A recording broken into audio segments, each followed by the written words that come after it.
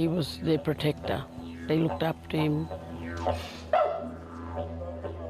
It has been a harrowing and confusing time for the Donahue Ketchup family since their son and brother, 27-year-old Aubrey Donahue, was shot dead by police following a 4-hour siege in the small town of Mareeba, west of Cairns.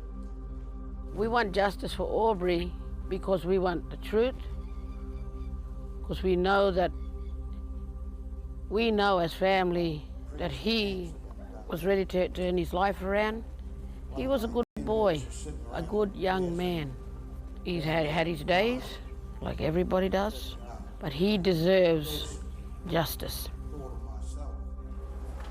I ask you all to show your love and strength towards Desley because she needs it.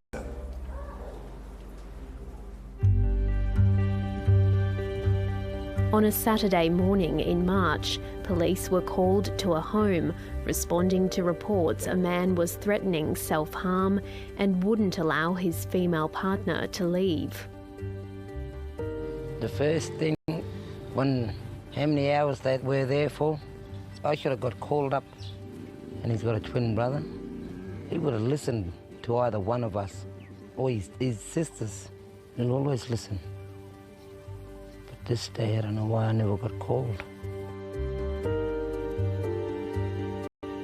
The public has been told little about what transpired inside the Love Street address over the next 4 hours. But after that initial call for help, specialist response police were called in. We have said that from the start, Family should have been contacted. It never happened.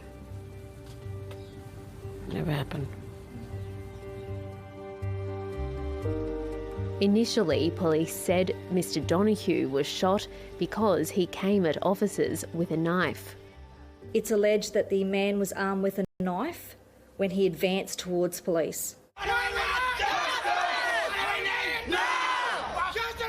2 days after the shooting, the head of the police union told media officers shot Mr. Donahue to save the life of a young woman, understood to be his partner, and that Mr. Donahue had a history of serious domestic violence offences.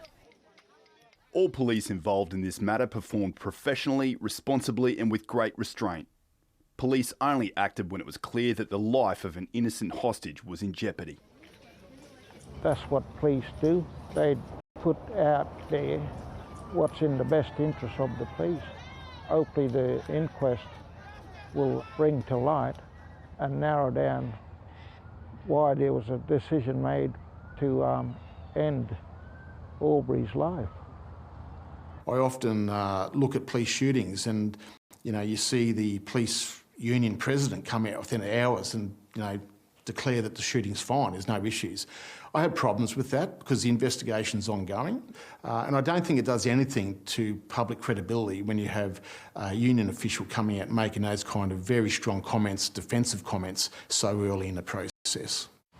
The grief and anger in Mareeba are raw, partly because there are so many questions still unanswered, and the family will have to wait months, if not years, for the coronial inquest process to be complete. We want the truth. We've asked that, in every kind of way that we can, because it seems to be happening to our people more than it should be. Shouldn't be happening at all.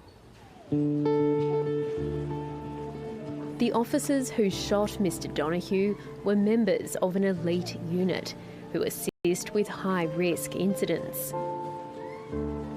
At the time of the shooting, their uniforms were not fitted with cameras, unlike all general duties police in Queensland. Mr. Donahue's family have been shown the limited video that was taken by the other officers, but it doesn't show the fatal moments. When you've got the guns loaded and you've got all the gear on, bulletproof vests. Now, I know police officers say he could have ran up and lunged him, But because there's no cameras, it's who's transparent here. Dr Gracelyn Smallwood has advocated for the rights of Aboriginal and Torres Strait Islander people for more than 50 years. She resigned from her First Nations advisory position to the Queensland Police over the death of Aubrey Donahue. I still believe that Commissioner Katerina is wanting change and is going to reform. But when you've been doing this for 55 years, that made my mind up just like that. The cameras, it's a given that they should be compulsory.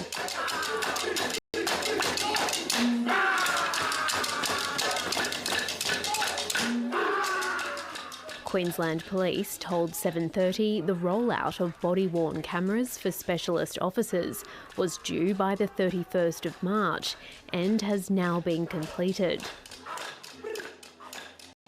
A spokesperson said CERT officers now utilise both body-worn and vehicle-mounted cameras during their operations unless there are justifiable operational effectiveness or safety limitations. I understand there was some logistics in terms of the cameras fitting on there or maybe being problematic and giving away their positions in dark areas, etc., things like that. I would have thought that would be worked out much earlier. I mean, we've had body-worn cameras on general duty officers now for years. Dr Terry Goldsworthy is a former police officer and an expert in criminology. If you look at police shootings, they are the pinnacle of use of force for our police services, where they're killing someone in terms of a lawful use of force that results in a fatality. So we should expect that our police are accountable, they're transparent in regards to their actions, and they should be happy to account for those actions. Queensland Police confirmed that in 2022 they fatally shot 8 people and 3 were First Nations.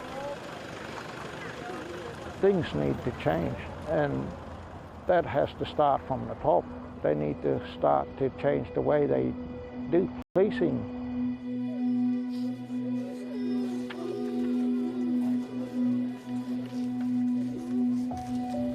A coroner will examine the circumstances of Aubrey Donahue's death alongside the police response and its use of force.